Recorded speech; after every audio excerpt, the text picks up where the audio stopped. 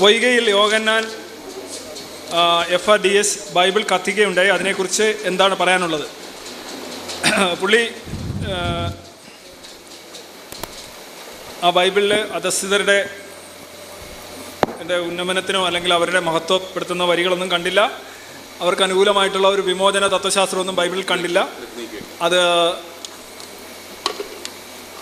പുള്ളിയുടെ ജനതയ്ക്ക് അനുകൂലമല്ല എന്ന് കണ്ടാണ് പുള്ളി കത്തിച്ചത്. അതൊരു പൊളിറ്റിക്കൽ സ്റ്റേറ്റ്മെൻറ്റാണ്.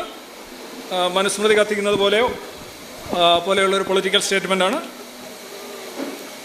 അത് നല്ല കാര്യമാണ്. ബൈബിളിൽ കത്തിച്ചതിനെക്കുറിച്ച് എന്താണ് അഭിപ്രായം എന്ന് ചോദിച്ചാൽ Poykayil Kumaraguru. That's a revolutionary move.